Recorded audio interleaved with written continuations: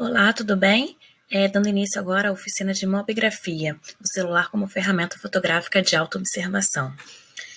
Gostaria primeiramente de dizer que essa oficina ela faz parte do Prêmio Arte Escola, que foi lançado pela Secretaria Municipal de Cultura do Rio de Janeiro, e o prêmio é uma das ações de fomento à cultura da Secretaria realizada através da Aldir Blanc. Essa lei, ela patrocinou vários grupos, né, e os patrocínios vieram a partir da Secretaria Municipal de Cultura do Rio de Janeiro, a Secretaria Especial de Cultura do Ministério de Turismo, tá? O conteúdo que a gente vai trabalhar, né? Dentro do universo da fotografia, o que eu considero mais indispensável também possível ser trabalhado com o uso de celular é esse aqui. É trabalhar a exposição, a composição e a iluminação. Dentro da... Pensando na lógica de celular, né? Dentro das funcionalidades que o celular tem, coisa e tal, eu acho que é mais simples a gente começar falando de composição e depois de iluminação e, por último, exposição. Exposição alguns celulares possibilitam a gente trabalhar melhor com essa exposição, trabalhar algumas variantes, outros não, eles só permitem no modo automático mesmo. Mas eu vou dar um panorama geral, já que muitos aparelhos já possibilitam. Então, dentro de composição, a gente vai trabalhar composição, enquadramento, planos, ângulos e regras de composição. Em iluminação, a gente vai trabalhar iluminação e cor. Em exposição, a gente vai falar do chamado tripé da exposição, que é a abertura chamada de diafragma, o obturador, que vai pensar a velocidade em que a foto é registrada, e a sensibilidade à luz, conhecida como ISO, tá bom? A gente vai trabalhar isso tudo, mas não tudo em uma aula, porque senão fica muito extenso. Então, para não ficar muito longo, eu vou dividir de acordo com o tamanho de cada conteúdo. Nessa primeira aula, eu vou falar sobre composição e enquadramento. Na segunda aula, eu falarei sobre planos e ângulos, e assim por diante, tá bom? Bom, vamos falar agora de enquadramento, né? Essa foto foi uma foto que eu encontrei no Google mesmo, não é de minha autoria. É só para a gente começar a pensar o que é enquadrar, o que é colocar dentro dessa moldura fotográfica as informações que você quer. Bom, falaremos sobre o enquadramento, um processo pelo qual você decide quais elementos vão aparecer em sua imagem. Então, tão importante quanto a representação gráfica de um objeto é o seu correto enquadramento no espaço compositivo. Então, não adianta nada você querer fotografar algo sem você saber dialogar ele dentro do espaço que ele está inserido, sem você pensar bem quais escolhas você deve fazer para que aquele objeto leve as pessoas que vão vê-lo a partir da fotografia a mensagem que você quer, né? Assim como a composição, o enquadramento de suas fotos é extremamente importante. Basicamente, quando você realiza o enquadramento da cena, deve considerar o cenário e todas as coisas que o cercam e reduzi-los para ser colocados na mesma foto. Enquadramento é a ação de selecionar determinada porção do cenário para figurar a tela. O campo de visão da câmera define aquilo que será visto pelo espectador, tá bom? Então, por isso que é importante você selecionar bem. Eu tenho aqui um exemplo. Quem nunca viu, né, aquele clássico meme, o lugar e a foto? Você vê aí um lugar com tantas informações, mas o fotógrafo ele tem um objeto específico para fotografar, no caso, pessoas específicas, que é um casal, né? Ele tem o clima que ele quer passar de romantismo naquela foto, então ele vai apontar para onde tem folhas caídas, ele vai apontar para o outro lado, ali em cima, onde tem muitas pessoas transitando? Não. Ele vai aproveitar esse espelho d'água que tem no chão, ainda que seja aparentemente por uma poça, eu não sei se eles chamam beira de praia e tem um acúmulo de água ali do mar, mas o fato é que cria esse espelho d'água que reflete a imagem do objeto principal da fotografia desse... O nome do fotógrafo é Hugo Carneiro. Foi uma foto que eu peguei no Google e estava com os direitos autorais ali. Então, é isso. É você poder fotografar em ambientes diversos, né? Poluídos ou não, como eu falei naquela fotografia minha. Há muita informação atrás. Nesse ambiente que ele está fotografando também tem muita informação, mas você vê uma foto limpa e bonita e que expressa o que ele quis passar, que é o romantismo do casal. O enquadramento certo e a composição adequada da imagem são essenciais para uma boa fotografia. Isso evita, por exemplo, ter uma imagem muito bacana em primeiro plano e, no fundo, algo desagradável, e que acaba roubando toda a atenção e intenção da fotografia. Então, por isso que eu falo que a gente tem que pensar sempre, para a gente evitar perder uma foto, às vezes, muito bacana, com uma informação bem interessante, porque a gente não tomou cuidado com tudo isso que está ao redor do objeto a ser fotografado. Um exemplo é essa foto aqui. Quem a fez não tomou cuidado com o reflexo no espelho. Uma vez que a gente vê ali, não sei se vocês estão conseguindo reparar no espelho, parece que é uma única pessoa, né? Com roupa, com um rosto masculino, mas com características femininas. E aí dá um estranhamento. Tem uma pessoa só, tem duas, tem um casal olhando para a câmera, mas no espelho só aparece uma pessoa. Dá uma estranheza.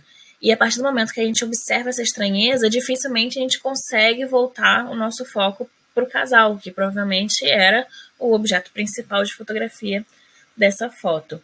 Então acaba que nosso cérebro, toda vez que ele vê uma coisa inadequada, né, que seja o reflexo de apenas uma pessoa, embora a gente saiba que são duas, ele desconfigura, ele acaba só chamando atenção para aquilo que está fora de contexto. Então, ele não nos permite observar o objeto em si, central, tá bom? Então, só para ilustrar a importância da gente pensar em tudo que vai estar na nossa cena. Em seguida, vou botar mais um exemplo, né? Só para constar, essa foto foi encontrada no Google também, não tinha o nome do fotógrafo. Essa outra também não tinha o nome do autor, foi encontrada no Google, mas é para demonstrar que às vezes também algo inusitado pode aparecer espontaneamente justamente na hora do clique, como os animais, por exemplo. Então, às vezes é meio difícil mesmo de fugir. Então, aqui está um casal passeando no campo e os cachorros do lado poluindo a foto. Ao mesmo tempo, as coisas inusitadas da natureza, né, os animais são imprevisíveis, nos geram essa outra foto. Olha que incrível, na hora que elas fizeram a foto, a baleia pulando lá atrás. Tenho quase certeza que elas não tinham como prever exatamente o segundo que a baleia ia pular para que elas fizessem o registro. Essa foto também foi encontrada no Google, sem registro de autoria. Mas é só para mostrar para vocês que coisas inusitadas acontecem, mas o quanto mais a gente conseguir planejar anteriormente e nos preparar, melhor. Bom, acho que com o que foi mostrado até agora, a gente vê a importância, né, do enquadramento na fotografia, e para que a gente possa fazer isso da melhor forma possível, buscando a melhor fotografia possível, tem alguns passos que a gente pode seguir, tá bom? O primeiro passo que eu vou citar aqui é a escolha da lente. Este é o primeiro e mais importante passo. A lente fotografada adequada irá fornecer o ângulo de visão indispensável para uma boa foto. Aí vocês vão me perguntar, como que a gente vai fazer para pensar a lente a partir de celular? Câmeras fotográficas, elas possibilitam, né, a gente trocar a lente de acordo com o nosso objetivo. Os celulares, alguns, o meu é um deles, vem com essas opções, essas, eu acho que são arvorezinhas, né? Uma árvore sozinha, uma árvore com mais uma do lado e mais três, que dimensionam o espaço que elas vão abranger, né? Uma única vai ser mais próxima, a outra vai abranger um pouco mais e a outra vai abranger um espaço ainda maior. Eu acredito que nem todos os celulares possuem, mas já tem um grande número de celulares que já existem, pelo menos 2 câmeras. Até mesmo uma frontal e uma traseira já faz a diferença na hora de fotografar, tá bom? Só para vocês saberem. Essa do meio eu considero a câmera padrão do meu celular. Então é bom vocês conhecerem também o equipamento de vocês e vocês verem qual é a lente, né, qual é a câmera do celular que faz foto mais padrão, sem grandes distorções, sem grandes mudanças de cores. As outras duas minhas, eu já acho que elas mudam algumas coisas. Então, para mim, essa que está selecionada, que é a do meio, é a padrão, é a melhor, que sai as fotos mais condizentes com a realidade. Mas, às vezes, eu preciso recorrer às outras, dependendo do que eu queira fazer, né? Então, normalmente é com ela que eu consigo as melhores fotos e só uso as outras quando eu preciso mesmo. A de cima, que é a macro, ela me permite fotografar melhor alguns detalhes. Ela me permite chegar mais perto do objeto e ter um foco com o celular mais próximo do objeto, coisa que as outras câmeras não me permitem. Toda vez que eu chego perto do objeto com a câmera, e às vezes eu quero pegar um detalhezinho, elas desfocam. Agora, a minha de cima, que eu considero ela como macro, ela me permite chegar mais perto. Eu vou exemplificar isso em foto daqui a pouco, tá bom? Para vocês saberem, pra vocês entenderem do que eu tô falando.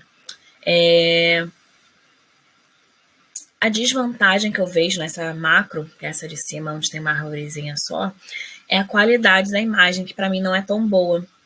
Ela perde em cor, no meu ponto de vista, e ela perde qualidade mesmo. Você vê que ela fica mais granulada, ela fica não fica tão nítida quanto a câmera padrão.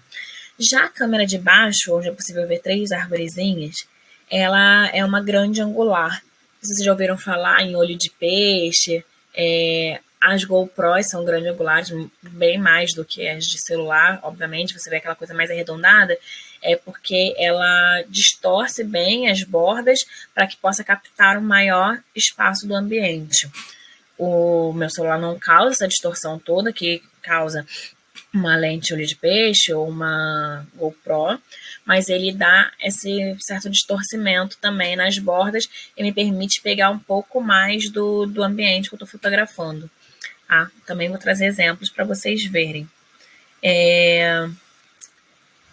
A única coisa que eu preciso tomar cuidado, principalmente quando a gente for fotografar pessoas, de não deixar nas extremidades. Eu vou dar exemplo aqui também, porque ele acaba distorcendo muito. Então, às vezes, as pessoas que ficam na ponta, a gente quer tirar foto de um grupo de pessoas e acaba utilizando esse recurso de uma câmera que tenha uma maior abrangência, acaba que as pessoas acabam ficando deformadas, às vezes com o rosto mais esticado, o corpo mais esticado, e esteticamente muitas pessoas podem não gostar disso. Mas aí eu acho que ela causa uns efeitos interessantes nas paisagens. Eu vou mostrar para vocês uns efeitos de umas paisagens que eu fotografei que eu gostei bastante. E também para cômodos, tipo pessoas que trabalham com imobiliárias. Elas querem botar imagens de uma casa que está para alugar, para vender.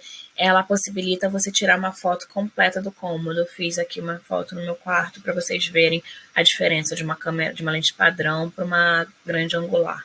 Vocês vão ver daqui a pouquinho. Bom, vamos passar então para os exemplos. Enquanto eu estava preparando essa aula, eu tirei foto da tela do celular mesmo, da tela do computador mesmo, para vocês verem. Vocês verem que está selecionada a primeira câmera, que é uma arvorezinha só, que eu considero de macro. O objetivo dela, no meu ponto de vista, é permitir que eu me aproxime do objeto, não o objeto aproximar de mim. Mas nesse caso acabou que o objeto ficou próximo, né? Eu estava mais distante, mas eu queria registrar só a diferença de área que ela apanha, né? As 3 fotos que eu fiz, cada uma com uma câmera diferente, elas foram feitas na mesma posição. Eu não tirei minha mão da posição. Eu só fui passando e printando a tela para vocês verem. Para vocês verem que da primeira, né, a macro, para padrão, já tem bastante diferença, né? Você já vê que eu pegava bem mais no detalhe, agora já pego por inteiro parte da imagem. E aí, quando eu coloco na grande angular, eu já pego a tela do meu computador inteira, tá? A tela já estava assim nesse formato, né? A imagem aqui no meio. E aí, dentro de cada opção que eu coloquei, mesmo com o celular na mesma distância, você vê como é diferente. E você pode observar as bordas do meu computador, né, que são retas, mas por estarem nas bordas dessa lente grande angular, começa a ter essa desformatação mesmo que eu tinha falado anteriormente. Mas me permite captar mais. Então, depende muito realmente do que eu quero. Eu vou dar alguns exemplos. Essa foto aqui eu fiz numa viagem para Natal. O nome desse lugar é Rio do Fogo. E eu fiz nessa viagem muitas fotos com o celular justamente para poder utilizar nessa oficina. Então, essa daqui é uma foto com a lente padrão, né? a lente que eu mais gosto, que eu acho que deixa as cores mais reais possíveis, eu acho que não dá distorção nenhuma, então é lente padrão para mim. Só que eu queria umas fotos mais próximas dos barcos, então eu utilizei nessa foto a lente macro. Eu já perdi um pouco de informação de cor, a luminosidade do dia também, que estava bastante sol, também atrapalhou um pouco nessa lente, mais do que atrapalhou na outra não vi atrapalhar tanto. Você vê que a qualidade já ficou diferente, já não está mais tão nítida, já está um pouco granulada, então você já vê, né, de uma para outra diferença. Porém, eu atingi o objetivo que era fotografar os barcos. Eu estava no mesmo lugar, tá, gente? E fotografei. E além disso, eu queria mais perto ainda, então eu ainda dei um pouquinho mais de zoom na próxima foto. Então ainda deu uma distorcidinha a mais, mas ainda assim é uma foto que eu gosto bastante, né? Eu gosto muito dessa foto, mas ela também fica um pouco não tão nítida quanto a anterior. Aí agora eu vou mostrar um exemplo que eu fiz também na hora que eu estava montando essa aula. Eu estava com um objetozinho, um chaveirinho que eu comprei lá em Natal, trazer de lembrancinha, e eu fotografei primeiramente com a macro, então eu consegui, o objeto estava aqui, e eu vim com a câmera do celular bem próximo do objeto e consegui pegar bem o escrito Natal RN de Rio Grande do Norte, né? Então, eu consegui chegar com o celular bem perto mesmo, e fazer essa foto, pegar todos esses detalhes que eram bem pequenos. Quando eu troquei para outra câmera, né, você vê que ela já desfoca. Eu não consigo chegar tão perto. Nem estava tão perto quanto estava com a macro, e ela já estava desfocada. E você vê que um pouquinho atrás, na tela do computador, ali já aparecem os ícones do computador, já está focado. Porque ali é a área de foco dela. A área de foco da câmera padrão não é tão próxima à sua lente, tá? Então a gente tem que pensar isso. Todo equipamento que você tiver, seja um celular, seja uma câmera, quanto mais você explorar cada artefato dele, melhor, você vai conhecer melhor. A minha me possibilita isso, a macro, nas outras não. Então, testar sempre todas as possibilidades. Essa é uma foto, que é aquela mesma foto que vocês tinham visto anteriormente da tela do computador, que é no Mirante dos Golfinhos. Nessa primeira foto, onde eu usei a lente padrão, eu queria mostrar a formação rochosa do mirante, né? Que para mim faz um desenho muito bonito. Ele é cheio de curvas, eu acho que casa muito bem com as ondas do mar. E eu fiz esse registro com a câmera padrão. Você vê que não tem nenhuma distorção, está bem próximo daquilo que eu estava vendo na hora. E aí esse mesmo ambiente, eu no mesmo lugar que eu estava, eu fotografei com a grande angular. Parece que eu me afastei bastante, né? Mas não, eu estava exatamente no mesmo lugar.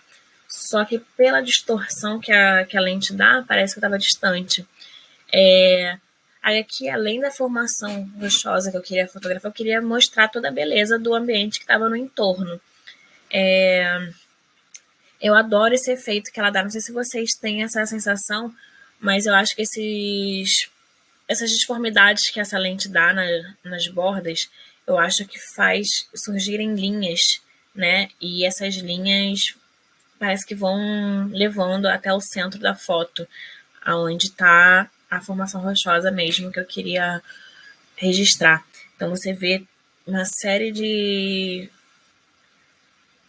linhas mesmo, né? Conduzindo o nosso olhar para o foco. Então, toda vez que a gente utilizar esse recurso de grande angular, a gente pensar em colocar no centro da foto o nosso objeto principal. Você vê que está bem nítido. Se eu recortar ela e pegar só aquela ponta que estava na padrão, né, você vê que ela está bem nítida, esse pedaço. Só que o entorno dela todo mostrando essa distorção que a lente causa. Essa é outra foto que eu gosto mais de ser feito. Eu também tenho essa impressão de que o céu e a areia estão me apresentando linhas em direção ao mar. Todas distorções, né, de cima, de baixo, de toda a borda da foto, eu acho que me levam a olhar o mar. Então, eu também acho interessante. E aí, uma outra utilização dessa lente é no cômodo, como eu falei. Essa aqui é uma foto que eu estava em pé na porta do quarto com a lente padrão, com a câmera padrão. E aí você vê que eu consigo um recorte do quarto. Eu pego metade, nem metade da cama, um pedaço da cama, e pego uma parte do guarda-roupa. Né? Mas eu não tenho a dimensão de quão grande é esse quarto. Né? Poderia ser que o quarto fosse muito grande atrás de mim, ou poderia ser que ele acabasse logo ali colado na cama. Eu não tenho essa dimensão. A partir do momento que eu uso a grande angular, eu consigo pegar ela por inteiro. Se vocês verem, vai tudo ficando meio arredondado nas bordas, né? A parede parece que é torta, coisa e tal, mas é a própria distorção da lente que causa isso. Mas você vê que eu consigo pegar toda a moldura da porta, do lado esquerdo tem a moldura esquerda, do lado direito tem a porta em si, eu já pego a cama por inteiro, eu já pego o espaço livre no quarto, eu já pego aonde tem o guarda-roupa, o tamanho que ele ocupa, que tem mais espaço depois dele, eu pego a parede onde está presa uma televisão, então você tem uma dimensão de qual é o tamanho real desse quarto. Então, por isso que é uma lente muito utilizada em imobiliárias, né? Para pegar cômodos por inteiro, para dar uma noção real do que eles estão vendendo ou alugando. Agora eu peguei 2 fotos que causam um efeito negativo dessa função. Essa foto é do meu marido. Foi no dia que eu comprei o celular e estava testando as câmeras. Se você reparar, olha que estranho. Na primeira foto parece que ele é o Popeye com uma cabeça de azeitona. Falei isso para ele. O braço ficou gigante, a cabeça ficou minúscula. Por quê? A cabeça, na verdade, está do tamanho padrão. Ela está no centro da foto. Agora, o braço que está nas extremidades, ele já distorce aquele efeito que eu falei da lente. E por que a gente não deve deixar ninguém nas bordas, né? Porque distorce. Na segunda foto já é o contrário. O braço dele já está no centro da foto, enquanto a cabeça está na extremidade. Então, a cabeça esticou. Está parecendo até o Jimmy Neutron, né? Uma cabeça muito esticada em relação à realidade. Então, só para vocês entenderem, né, como a escolha da foto, da lente é importante e quanto ela pode favorecer ou atrapalhar de acordo com o seu objetivo.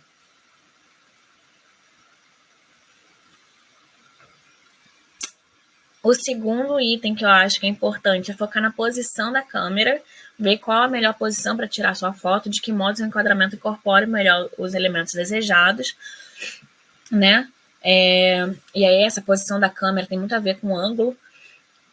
Você vai colocar mais acima, mais abaixo, mais de frente. A gente vai trabalhar na próxima aula sobre isso. Considerar o ângulo e a direção da câmera. O equipamento precisa olhar para o lugar certo a fim de captar a foto que você quer. Porque para isso você precisa configurar adequadamente. Então você tem que fazer a foto que você quer. Você tem uma informação para passar. Se você tem uma informação, você vai buscar de que forma você vai passar essa informação. Então, nas próximas aulas eu vou falar um pouco mais sobre planos e ângulos, tá? É um conteúdo muito, muito extenso para falar em uma aula só. E vocês vão entender como isso tudo influencia na mensagem ser passada. O quarto item que eu listei aqui foi a utilização de pontos de foco automático. AF significa Automatic Focus. Eu não lembro o termo em inglês certinho, mas é foco automático. Que todo celular tem, ou pelo menos a maioria. E com a ajuda do visor da câmera, os pontos você pode destacar a imagem que mais interessa. Então, se vocês verem esse círculo com cadeado, é o foco automático. Eu posso tanto deixar esse cadeado aberto, que eu vou selecionando qual objeto eu quero, ou eu posso selecionar um objeto, trancar o cadeado e ele vai ficar só naquele objeto. Não importa para onde eu vá, o foco vai se ajustar para aquele objeto. Nesse caso, eu utilizei para fotografar primeiro um óleo essencial que estava na frente, que é o óleo de alecrim. Você vê que o óleo lá atrás de limão já não estava dando para ler tão bem, porque ele não estava dentro da área de foco. Ao mesmo tempo, quando eu joguei o foco lá para trás, esse de alecrim já desfocou um pouco também. Então, para vocês entenderem, né, dependendo da imagem que você queira construir, é importante. eu botei essas imagens só para ilustrar mesmo a função dentro do celular. Eu vou mostrar agora comparações de fotos que eu faço, que eu brinco com esse foco. Essa foto aqui, que foi de um pré-wedding, né, aqueles ensaios antes do casamento, e quando eles ficaram noivos, queriam anunciar que vão se casar, então o foco era a aliança nessa foto, né, que simboliza o noivado. Então, a primeira foto eu foquei nas alianças, deixei eles como assunto secundário para trás, em desfoque. Na segunda foto, eu já foquei eles se tornaram o meu objeto principal e as alianças já se tornaram o meu objeto periférico. Elas são importantes, elas estão ali, mas o sorriso no rosto deles, a alegria de estarem compartilhando esse momento também é importante. Então, eu gostei de brincar com essas duas imagens, tá? A segunda foto é de um outro casamento que eu fotografei, que é o momento do brinde. Então, se vocês repararem na primeira foto, o meu foco está no brinde, né? Ele está bem mais nítido que o restante da imagem, mas eu tenho como assunto secundário a felicidade deles de estarem comemorando. E na segunda foto, ao contrário. Na segunda, meu objeto principal é o sorriso deles, é a aparência deles, a alegria deles, enquanto o assunto secundário é o brinde em si, por isso que ele está desfocado. Eu gosto sempre de brincar numa foto, eu acho que dá dinamismo na foto, você ter focos e desfoques, tá bom? Agora falar um pouquinho sobre as linhas, também são importantes dentro de um enquadramento. Então, quando a gente for fotografar edifícios ou outros motivos muito lineares, é interessante a gente compor a imagem de forma que os elementos arquitetônicos direcionem o olhar do observador pela fotografia. Então, a gente tende a seguir linhas dentro de uma foto, né? Então, essas linhas podem constituir os motivos mais importantes da imagem ou serem utilizadas para direcionar o observador para uma zona concreta de fotografia, um ponto focal importante. Então, eu vou dar um exemplo de uma foto em que as linhas em si chamam atenção para toda a construção da foto e vou mostrar uma outra foto onde as linhas conduzem o olhar para o meu elemento principal. Então, a primeira foto é essa daqui, do Parque Lage, tá? Que é uma estrutura arquitetônica que eu acho muito bonita. Então, muito cheio de linhas, muito milimetricamente pensado, eu acho muito bonito. Então, para mim, só o registro dele já é incrível. Eu já consigo parar para ficar olhando para essa foto horas e horas, né? Dá para seguir as linhas retas que cercam a foto, que conduzem nosso olhar também para a centralidade dela. Eu não sei o nome disso, mas essas estruturas arredondadas também são bem bonitas, dá um ar de aconchego, né? Tira um pouco da dureza. Eu acho que estruturas muito retas, muito quadradas, muito lineares, dão uma certa dureza, e a partir do momento que você tem a inserção dessas molduras arredondadas, eu acho que dá uma harmonia, dá um aconchego mesmo. Então, a gente pode pensar várias coisas a partir dessa imagem. Aí aqui eu vou falar um pouquinho sobre linhas curvas, né? Que também criam enquadramentos interessantes. O seu objetivo é levar o olhar do observador a diferentes partes da imagem também. E também podem, como eu falei na outra linha mais reta, né? Conduzir o olhar para algum elemento específico. Na primeira eu não conduzi para nenhum elemento. Na segunda que eu vou apresentar, eu estou conduzindo para o meu objeto principal. Foi um ensaio fotográfico que eu fiz no Teatro Popular Oscar Niemeyer, em Niterói. Você vê que essa foto ela permite a gente dar a volta nela, né, a partir da sua estrutura. Então, a gente acaba desenhando o olhar conforme o movimento dessas linhas. E essas linhas, elas acabam abraçando o meu objeto central, né, que é a Sofia, que foi a criança fotografada nesse ensaio. Então, tipo, eu utilizei a estrutura da escada lá do teatro para emoldurar ela. Eu acho interessante também essa coisa de você direcionar o olhar do espectador. Por último, vou falar sobre padrões e texturas, né? Os motivos com padrões repetitivos também podem criar fotografias interessantes. Tanto os padrões que se encontram na natureza, como os criados pelo homem, podem conferir à imagem um enquadramento convincente. Fixe nos elementos de uma cena para encontrar padrões. Eu gosto muito de padrões. Eu não achei essa foto para colocar aqui, mas eu tinha uma foto que eram várias laranjas cortadas, né? E que eu achei linda, achei super cara de verão, aquele monte de laranja pela metade, uma cor bonita, bem alegre. A gente vê também nas redes sociais, às vezes, várias maçãs, várias coisas da mesma cor, do mesmo padrão, e cria um ambiente interessante. Ou então você tem uma série de coisas de um padrão e uma única coisa num padrão diferente, várias maçãs vermelhas, por exemplo, uma verde, que é para quebrar o padrão. Isso chama atenção, né? Então, você pensar padrões e quebra de padrões são bem interessantes. As texturas também podem ajudar a gente na nossa fotografia. Então, você fotografar de perto texturas, às vezes de roupa, ou então, tipo, na fotografia de alimentos também, a textura é muito importante. Então, a gente aproveitar isso nas nossas fotos é bem interessante. Eu trouxe uma que tem tanto padrão como textura, né? Um padrão de 3 ovos quebrados. Essa foto fui eu que fiz também. Também em algum exercício de fotografia para registrar, acho que no momento da parte da manhã. E aí eu registrei esses 3 ovos. Uma repetição já de 3, eu ainda repeti no espelho do mármore, né? O mármore fez um reflexo desses ovos e a própria casca quebrada já dá essa textura. Eu acho interessante. Já coisas simples, né? Para a gente praticar a fotografia, principalmente nesse momento de isolamento. A gente tem que fotografar o que dava para a gente não perder o ritmo, para não perder criatividade. Então, eu achei que ficou uma foto bem bacana, de coisas simples. 3 ovos que eu usei para fazer o meu café da manhã. Então, é isso. Sempre pensando coisas diferentes dentro das obviedades. Às vezes, um objeto bem comum no seu dia a dia pode render fotos extraordinárias. É isso. Essa aula fica por aqui.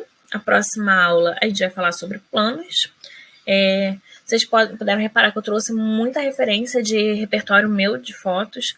Nas próximas aulas eu vou falar, né, sobre plano e também sobre ângulo. Eu vou trazer referência de outros fotógrafos, né, que também possuem um repertório bacana de fotografia feita com celular, para vocês verem o quanto é possível utilizar o celular para fazer fotos bacanas. Trazer fotojornalistas que trabalham dentro do jornalismo, fotografando com celulares. Há pessoas que ganharam prêmios em festivais de fotografia por celular. Então, acho que vai ter bastante coisa bacana, tá bom? Então, se liga aí, procura o próximo vídeo, vai estar tudo aqui no canal do YouTube, vai estar também nas minhas redes sociais, na minha página no Facebook, Duda Demarco Fotografia. Então, procurem lá e aproveitem. Até a próxima.